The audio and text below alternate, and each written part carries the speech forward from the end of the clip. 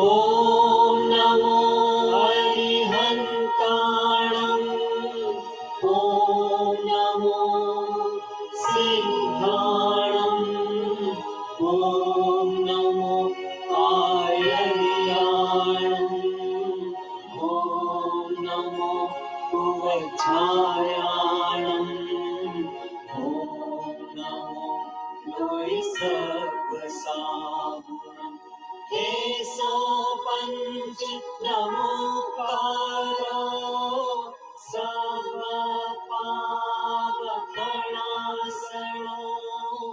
मङ्गलाणं च सर्वेशी परमं हवै मङ्गलम् ॐ नमो हरिहन्ताणम्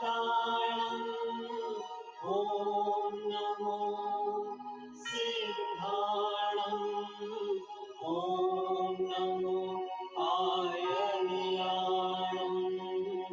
ॐ नमो कुवच्छायाणम् ॐ नमो लोहिसर्गसागुणम् केशो पञ्चनमोकारो सर्वपावकणासनो मङ्गलाणं च सर्वेशी परमं हवै मङ्गलम् परमं हवै मङ्गलम् परमं हवै मङ्गलम्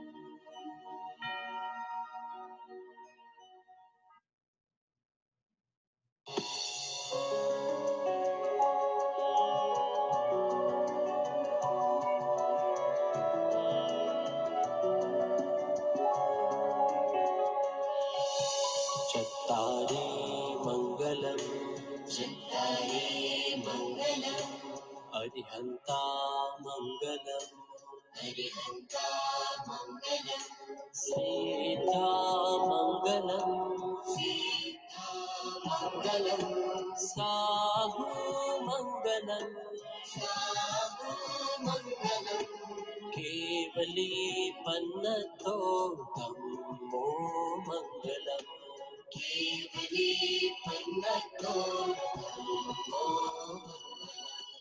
मङ्गलम् मङ्गलम् अरिहन्ता मङ्गलम्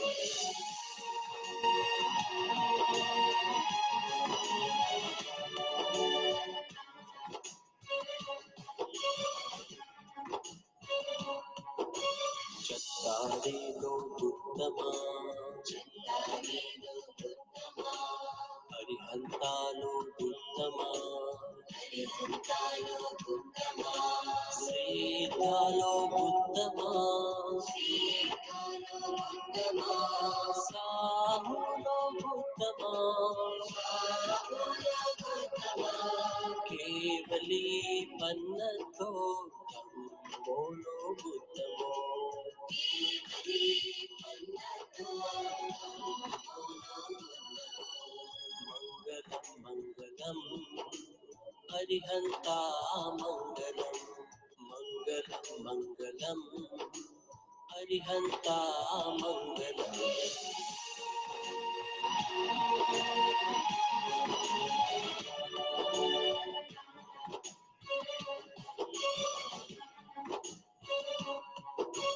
चत्तारि शरणं अगच्छामि चत्तारि शरणं अगच्छामि अरिहन्ते शरणं अगच्छामि अरिहन्ते शरणं अगच्छामि सीते शरणं अगच्छामि सीते शरणं अगच्छामि साहु शरणं अगच्छामि साहु शरणं अगच्छामि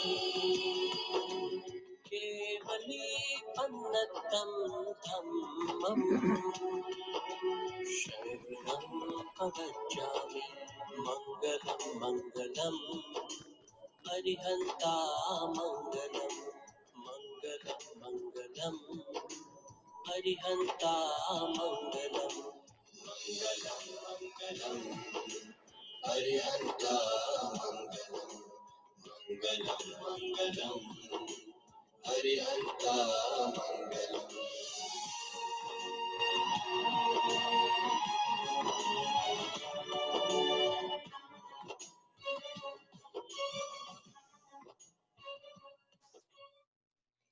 Jai Jinendra, everybody. Jai Jinendra. Jai. अहो श्री सतपुरुष के वचना. Okay. All right. So today is July 31st, end of the month, Friday, and we are continuing our pathshala class. We are on dhala 3 and chapter 3, dhala 3, and first stanza we are on. This, as I said, this is a very, very unique and important stanza. If we can understand this stanza properly, that's why, and you know what, it is also not easy. It's not easy, and I'm aware of it. Excuse me. But we'll make it easy. We'll make it so that we understand. Because remember, these are the building blocks for our spirituality. If we understand these principles, these are basic principles. If we understand so many things in the literature, we understand just like that. We understand right way. Today, lots of people get turned away. They say, Jainism, I don't care about it because I don't understand. It's just so difficult and this and that and everything. Because they have not tried to understand the basic principles. So here we are trying to understand the basic principles.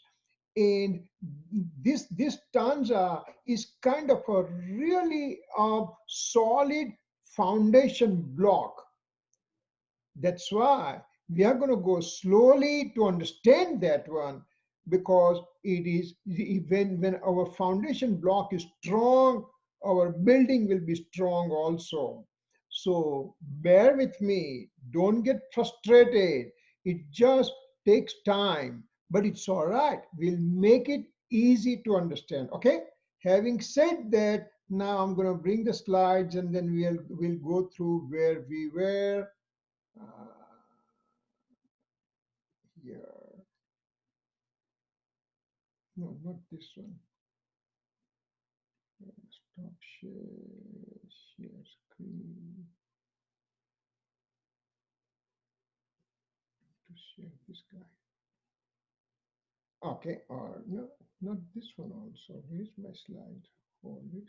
1 second, okay? My slide disappeared somewhere.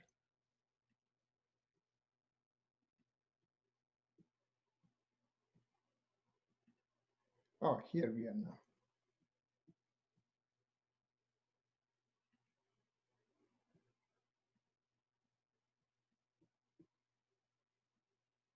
Okay, we have seen quite a few of these slides, and let's see where we are right now.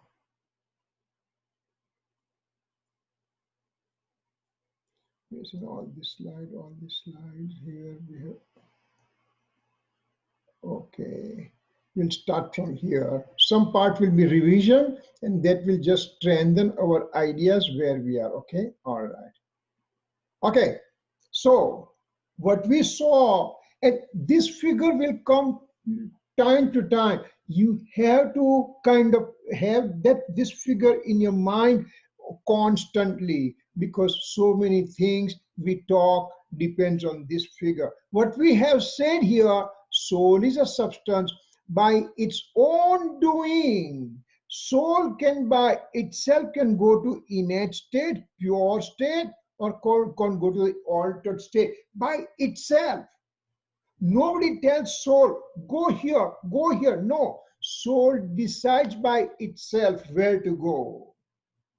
So soul is doing that one, and while soul is doing that kind of work, then when he's in an altered state, and what's an altered state we talked about? Anger, deceit, ego, greed, likes, dislikes, hate, and all those things that we go through it time to time. You analyze your day. Since morning till now, only two things you've done. Either you like something or you didn't like something. Check in your mind. Any activity, any event happened since morning till now. Only two things happen. I hate it, I like it. I don't like it, I like it. Certain food, mom made it, I don't like it, for example. These are examples only, so don't take it serious. Certain food, I like it. When parents are telling, go and do some study, okay, you keep on bothering me, means dislike. Watching TV, I like it. Playing video game, I like it. Parents asking me to do exercise, no, I don't like it. So like, dislike. That's only the thing you're doing since morning till night and day in and day out every day. That likes and dislike is called deluding state.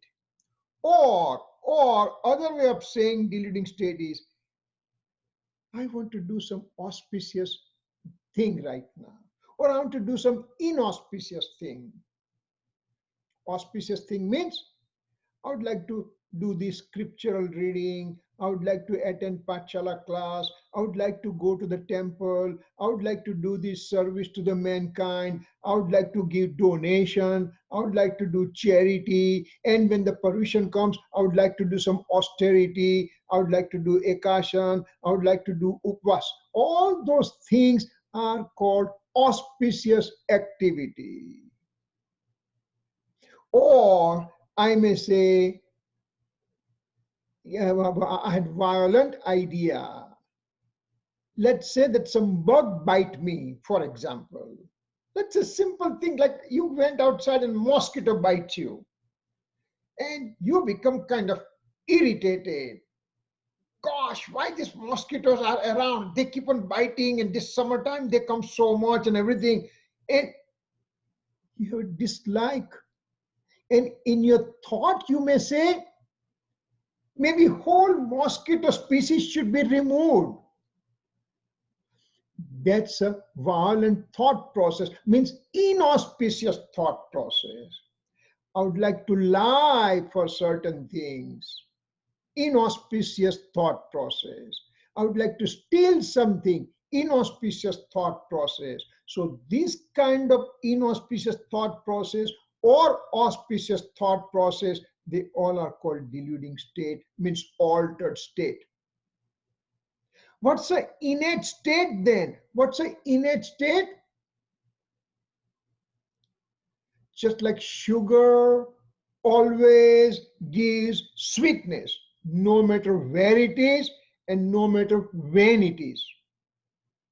100 years back, 100 years from now, always sweetness. In America, in Canada, in Mexico, in India, everywhere sweetness. Sugar means sweetness. Lemon means sour taste. So that is their innate state. That's their natural state. What is my natural state? I'm a soul. Wait, I have a question. Yeah, please go ahead. Is our natural state the soul? Yeah, soul. Now, soul is a substance. Like sugar is a substance, and sweetness is the natural state. Sugar is a substance, sweetness is the natural state. Soul is a substance, and knowing is a natural state. You got the point? Why not happiness? Happiness is also, yes. One is knowledge is a one thing. So we have multiple? Multiple. You know why? You are right. Okay. Because a soul as a substance, you know how many attributes it has? How many attributes soul has it? Who can tell me? Infinite. Infinite attributes. Now, infinite means from today you start counting 1, 2, 3, 4, 5, 6, 7, and you keep on doing for infinite times, and you still cannot complete counting infinite. So that many attributes you have within, out of which we don't want to know all those infinite attributes because it will take infinite time. But what are the main important attributes? We pick them up. So, for example, let's say that you are going for 2 days. For example, you went to Europe, London, in vacation. Not now, no, not in with this corona. Let's say that you went sometimes. And you're only 2 days. So what do you say? Would you go to a small development or small little street or whatever? You will just say, what's an important thing to see in this city? There are millions of things. Tell me what's an important thing. London Bridge is important. I would like to go there. The changing of guard is important. I would like to go there. So out of that city of London may have to offer you thousands of things, but you pick up only one or two because they are most important. Similarly, soul is an infinite attribute, and you pick up few only. So one of the most important is knowledge, knowing. And second thing is faith. Third thing is conduct. Fourth thing is happiness. So all those things are there. So what we are talking, so like sugar has how many attribute? Infinite attribute, out of which we picked up only taste. But sugar is also white in color, sugar is shiny in nature, sugar is very powdery in nature, and all those attributes for sugar. So if we take gold, what's the attribute of the gold? Yellow color is an attribute of the gold. Weightness, the gold can, when you feel gold, it's a heavy. Weightness is an attribute of the gold. Shiny nature is an attribute of the gold, etc., etc. So out of infinite attribute, you just know 2, 3, 4, and your business will continue going. Let's say that somebody is coming to Phoenix from East Coast, and I can say, hey, there's something called Bale Road here, and there's a Thunderbird Road here, there's a Greenway Road here. He has no interest in those things. All the streets are there everywhere. But what's the most important thing I can see in city of Phoenix or in state of Arizona? Something like that. So similarly here, knowing is a most important, but happiness is also there. Faith, what is a faith? Faith means I am the soul, I have to have that faith on me. Instead, what am I doing right now? I am the body, and whatever body needs, I will do everything for the body. Hour from now, maybe we are hungry. Well, I would like to eat something. You mean your soul says that eat something? No, your body says that I'm hungry, give me food. Your body is sick, your body is healthy, but that's a body is a matter substance. But when body is healthy, I am healthy. When body is sick, I am sick. When body is older, I'm an old man. When body is young, I'm a young kid. So I have faith on my body. I have oneness with my body. So now that faith attribute says, bring that faith to your soul. So when I bring that faith over here to the innate state, to the soul, that will be the important thing. So here, what we are saying, deluding state includes anger, deceit, ego, greed, auspiciousness, inauspiciousness, all those things. And at the time, there is also presence of fruition of karma, and there is also bondage of karma, and this kind of things going on forever and ever and ever. Now, what we are trying to say, to believe that I went into deluding state due to my own. Now, how did I go to deluding state? Because of my own. Nobody asked me to become angry. Banana peel, I put my foot, I fell down. Now I can become angry. Ishan, did you put this banana peel over here? I fell down and I hurt. I can say that, right? I can become angry. Or I can start laughing that, oh, you know what? I was so inattentive, I fell down. I have to be careful next time. So these kind of things are happening. Deluding state occurs because of me alone. And so believe that I went to a deluding state means altered state, but because of me only. I take responsibility. If I become angry to my parents or my siblings, my brother or my sister or my friends or whatever, who is the reason? I am the reason, because I went into anger because of myself. I should not be doing it, but I did. So it's my fault. If I accept that one, then it is called absolute point of view. Because I myself become angry because of me, myself become angry because of me only. Nobody asked me to become angry. It was my own doing. So when I accept this responsibility, then it's called absolute point of view. Who is the instigator? I am the instigator. Who is responsible? I am responsible. If we start taking these things seriously in our mind, in our attitude, then it's called absolute point of view. Let's say the schools are open and your teacher is unhappy with you. Why is she unhappy? Because I misbehaved myself. I misbehaved myself. So teacher doesn't have to become unhappy, but I misbehave. So if I take responsibility, I am the problem. I am the problem. So that's called absolute point of view. Way it is to accept. In Phoenix today it's very hot. Now, people complain, but hey, in Phoenix, in July, in August, if the temperature is not high, then when will it be high? It's a summertime. It's a temperature always goes up.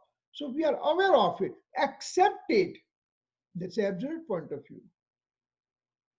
Way it is to accept, it's called absolute point of view. But here now, when I'm in deluding state, there is a fruition of karma occurs on the other side also as an instrumental cause. And uh, sorry, what was it here? Okay, yeah, this is the absolute point of view, going to deluding state because I went by myself. Now, to believe that I went to deluding state because of fruition of karma. Fruition of karma is present and I went to deluding state. But who is responsible ultimately? Tell me. I am the problem. I am the problem. I went into deluding state by myself. Fruition of karma is simply present. The banana peel was simply present there.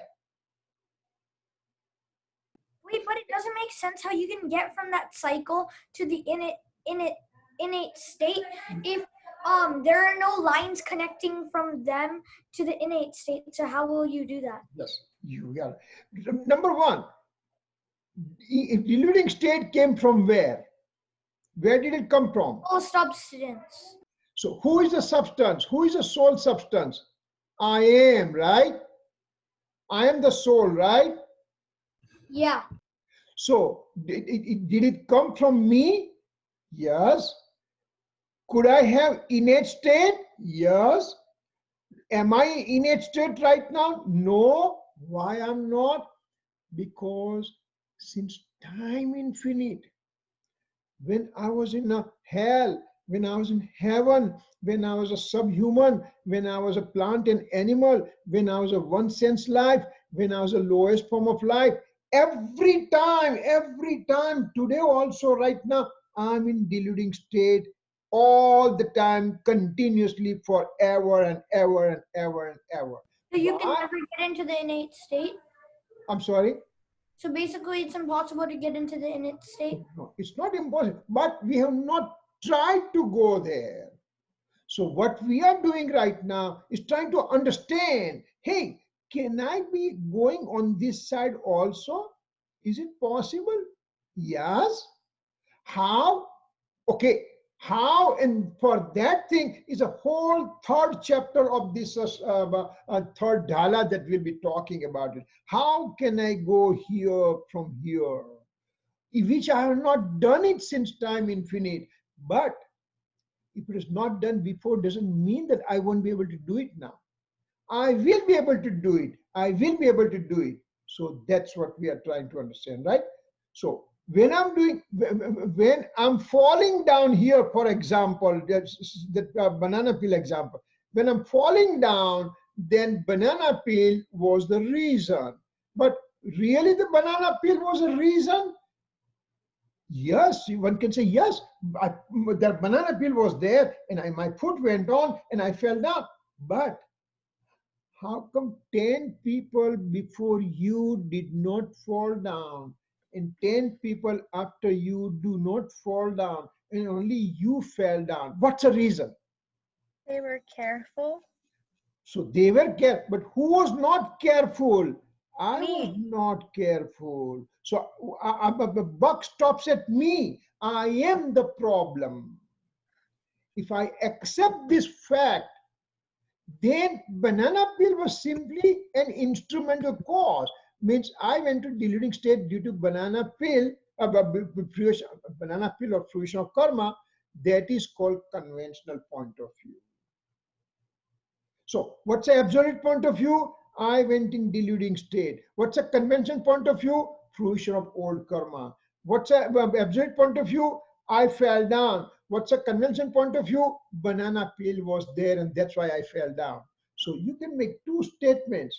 I fell down because of my inattentiveness, absolute point of view. I fell down because of banana peel. That's conventional point of view. Banana peel has not done anything to you. It has no capacity to hurt you. You decided yourself to put foot on it, and that's why you fell down. So you are responsible. So if I can go to deluding state, can I go to innate state also? Yes, 100%. We can, we will, and that's true. Here we'll take short story here right now. Rishabdev Bhagwan, when we just go through these scriptures about Bhagwans and everybody in the previous life, they are very interesting lives are there. Previous lives are very interesting for Bhagwan. So Rishabdev Bhagwan, Rishabdev was born as a king. Well, he was born as a prince and then he becomes king. And he's ruling the country. He's a very pious king and everybody, things like that. Then he takes monkhood. He becomes monk. Now, when Rishabdev was born, he was born at the end of a third ara. You know there are 6 aras, right? 6 ara means a time cycle can be divided into 6 parts. Extreme happiness is one part. Moderate happiness is second part. milder happiness with some unhappiness is third part. Then milder unhappiness with a diminishing happiness is fourth part. Increasing unhappiness and real diminishing the happiness is fifth part. And sixth part is intense misery. We are in the fifth part, in which misery is lot more and happiness is diminishing by leaps and bounds. I have a question. Yes, go ahead.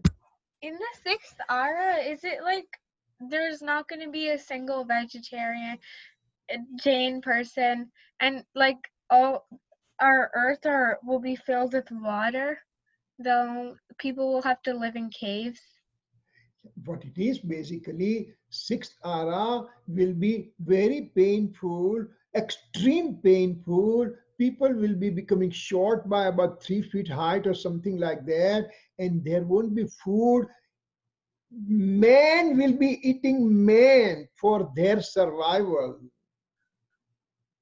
Think about it. Even the meat eater today, in this anywhere in the world, They don't eat themselves. they A will, person like them. they will not eat the flesh of the man. But in the sixth ara, there is going to be scarcity of food, and it will happen. And there won't be any religion. There won't be any religion principles and all the things. It will be just survival of fittest, who can kill more and things like that. So that will be in the sixth ara. So living will become very miserable. So that's a sixth. We are in fifth ara. After 80, how many? After 20, 21, after 21,000 years, that time will start, which is not right now. So we are fortunate that we are born in this time, and we have all these things to understand that, hey, I am the responsible for going to altered state, not somebody else, and I can go to innate state myself. If I understand that and I act on it, I can get Samyak Darshan this life. We can get Samyak Darshan this life. So, what is our point here? Convention point of view is a fruition of karma, but absolute point of view is deluding state.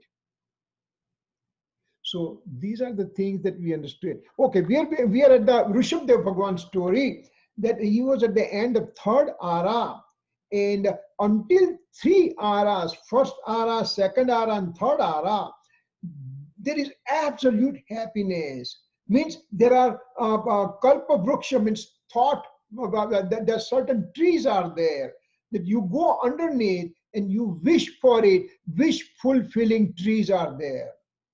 So whatever wish you have it, you want food, you can get it. You want clothes, you can get it. You want house, you can get it. It's just easy life, very easy life. Nobody has to go to school, and no coronavirus and no garbage thing and all kind of things. Just happiness and happiness. That happiness is only material happiness. They have the facilities. So those, now when Rishabdev Bhagwan is born as a king, a child Rishabdev, those thought fulfilling trees are disappearing. So when Rishabdev became the king, then he said to everybody, hey, you know what, people are innocent. So he started teaching them how to do growing food, how to put the seeds into the ground, how to get the food and all kind of things. He taught all those kind of knowledge to everybody. Thereafter, he took the monkhood. So prior to Rishabdev taking monkhood, there is nobody has taken monkhood in this time cycle, right? Now Rishabdev comes from the jungle, and he comes and he says, I'm going to have food. I would like to have the alm. It's called Bhiksha. It's called alm, A-L-M, alm. Now, when he's coming to the town, People say, hey, our king, he became the monk. And so when Rishabdev comes near the home, they start giving kind of ornaments, they give clothes, they give jewelry, they give money, they give diamond and all the. But how can we give food to the prince or our king? So nobody thought about giving food. Rishabdev comes every day and he goes back to jungle. He comes again and he goes back. This thing lasted for 6 months. Now, there was a king named King Shreyans with Rishabdev. Tirthankar, I'm sorry, yeah, go ahead. do the aras affect like heaven and hell? So is the aras only in this Manusha lok, or are the aras also in heaven and hell? Everywhere they are there. Basically, when we talk ara, we are talk in this world, in this middle world we are talking. Remember, these aras, when we understand, when we try to understand them, that means it just tells us that listen, you can have absolute happiness also, but that absolute happiness will be in the form of associative thing.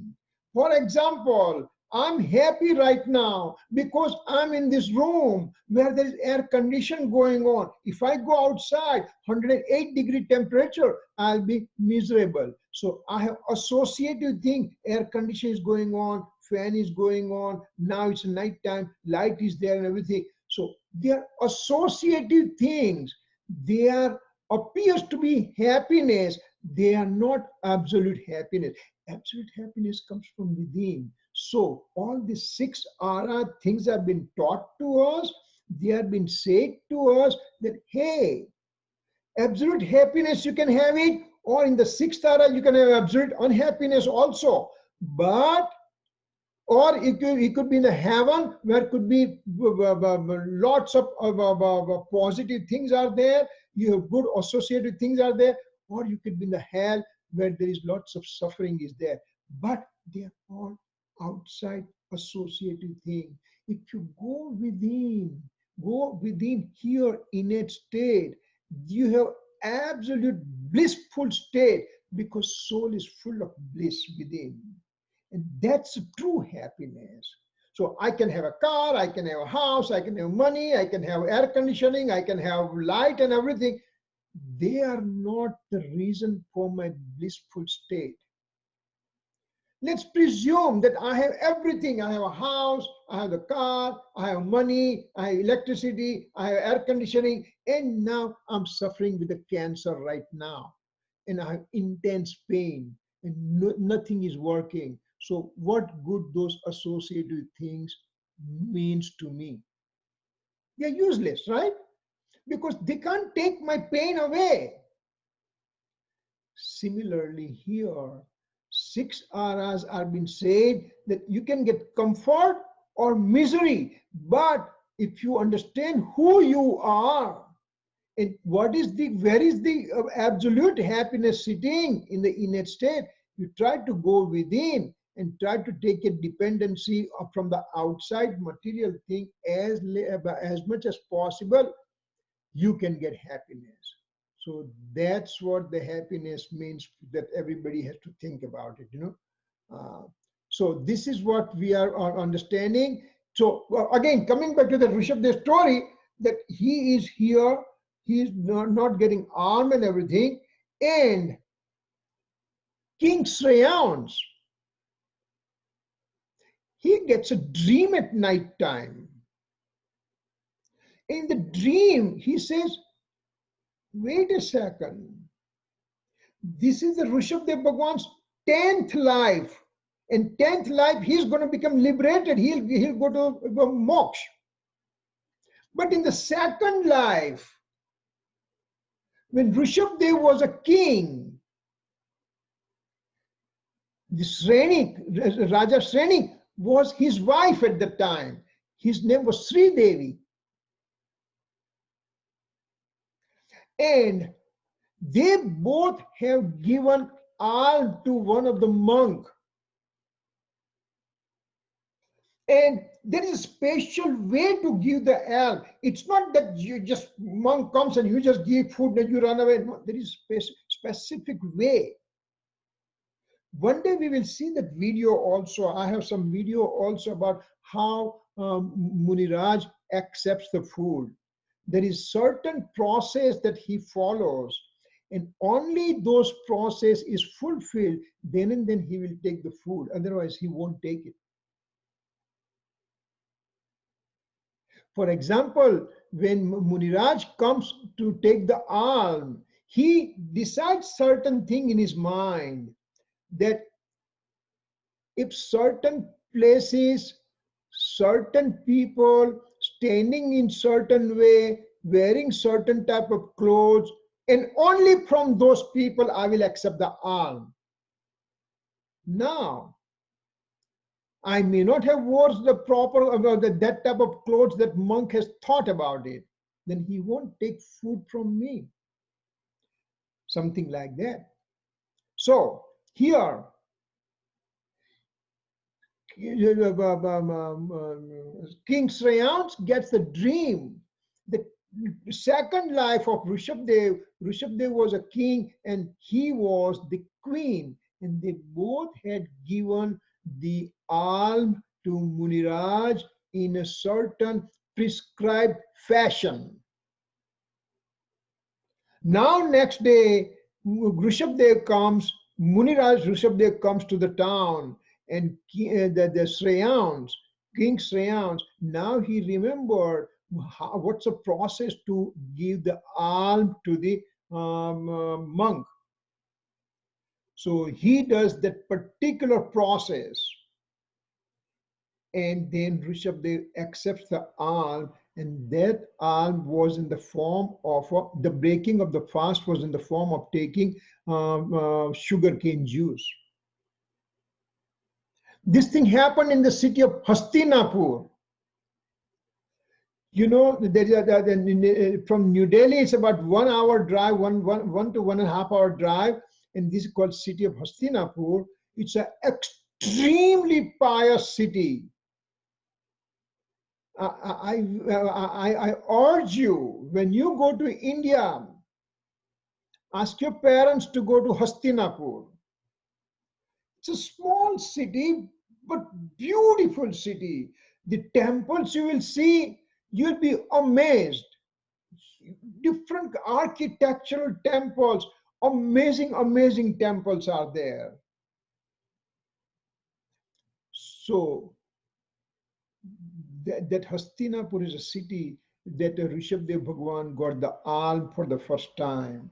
And thereafter, the process of how to give alms to the Muniraj in particular fashion, that started from that day onwards.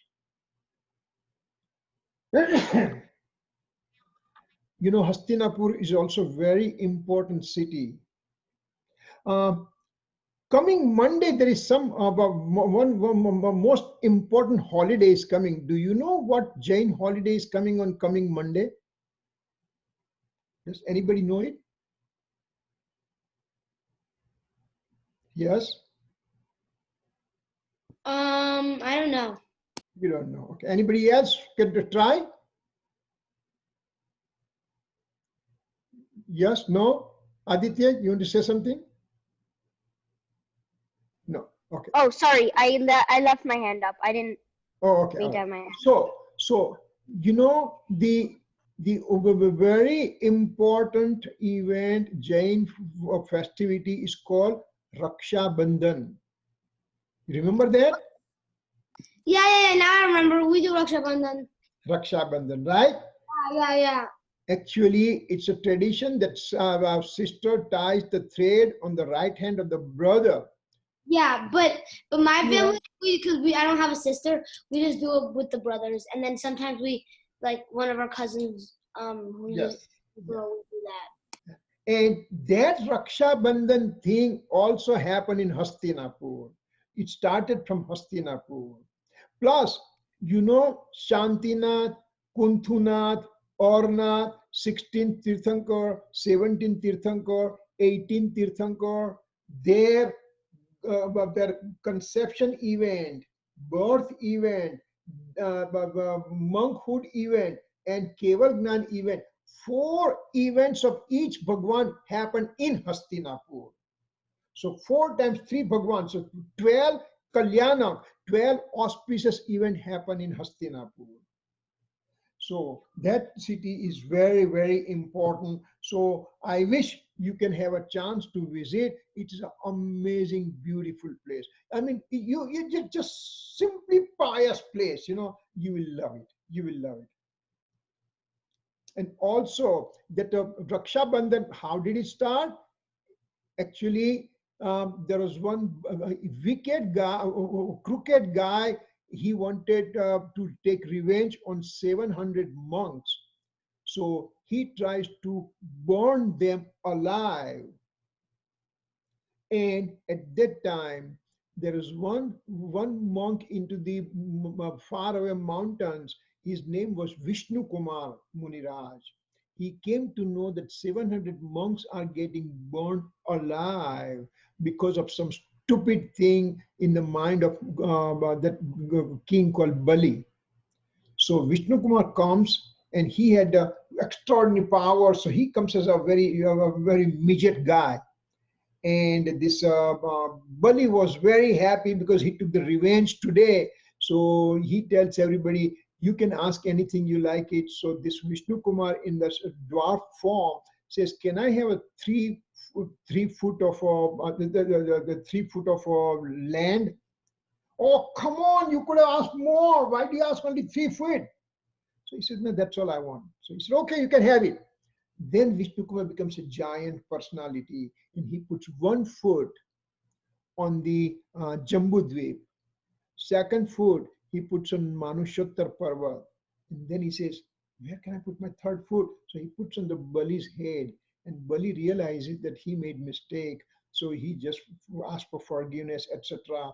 And those monks were saved and everything. So Vishnu Kumar Muniraj saved those monks, and that's why it's called Vatsalya, means absolute care, absolute caring nature. And that's where Raksha Bandhan started according to Jainism.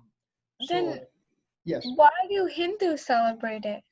Well, remember there is so much, there is so much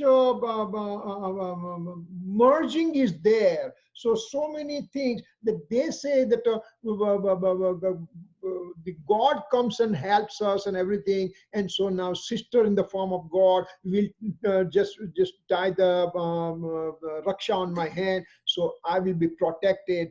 That kind of thing that they celebrate. So in their thing, it's a conventional thing. In Jainism, there is a really meaning for this kind of things. And there is a story. Maybe next week we'll take that story because Vishnu Kumar's story is very important. But that's nice. But I just told you in short, and you know it now. So here now, my important point driving over here was conventional point of view, absolute point of view. What is absolute point of view? I take my responsibility because it's happening within me. When I'm putting blame on somebody else, it's called conventional point of view. I'm not able to sleep because your radio is too much making noise. That's a conventional point of view. Radio is not the reason you are not able to sleep. You are the reason. Your thought process is so clouded, so disturbed and everything. So you're not able to sleep. So you did not take that one into principal call. And you started blaming radio and your brother or sisters or parents and everybody else, something like that. So conventional point of view, absolute point of view, we have to have pretty good idea. Now, one more thing I'll throw. I just showed you deluding. Suppose I'm in the innate state right now. That means I experience myself. What happens here? The karmas are not present now because I'm in this state and there is no relationship between my innate state and karma fruition. So To say that I'm in the innate state means I have a samyak darshan, means I have experiencing of my soul. That's called absolute point of view. When this thing is happening, you can say certain karma are not present, and that is called conventional point of view. So both ways we can say, in deluding state, karma present. So to blame it to karma's presence, it's a conventional point of view. To blame it to myself, absolute point of view. To say I have samyak darshan, absolute point of view. To say at the time certain karma are not in presence, that's called conventional point of view. So when we just blame it to other party, when we put the blame on the other part, that's conventional point of view. When I'm directing finger to you, you are the reason, you are the reason, you are the. Remember, one finger is towards you, but four fingers are towards me. I have 4 times more fault with me when I'm putting fingers to you. So I have to understand that part. And this is the one that it is, we are talking in general term, but this is a big, huge Jain principles that we try to understand and we are able to understand. And as I said again and again, you guys are so great. That's why I take this kind of risk to talk all these things. Average person has no idea what is conventional point of view, what's an absolute point of view. So you know that part. Conventional point of view is called vyavahar nai, and absolute point of view is called nishchay nai. So what we'll do, we'll continue this one. I want to go a little slowly because this is extremely important point, and I would like to have your thought process open up and have the questions and all the things so we can understand better. Okay? Any questions? No. Mommy. No? Okay. Are you guys okay? Mm-hmm. All right. Yeah. Yeah. All right. Okay. Then let's see. Today we can have Aditya Sangvi do Namokar mantra. Yeah. Yeah, go ahead, Aditya. Om Namo Arihantaram. Om Namo Siddhanam. Om Namo Aryanam. Om Namo Vajayanam. Namo Loe Savasahurnam. Eso Panchanamokaro Sava Pava Panashano.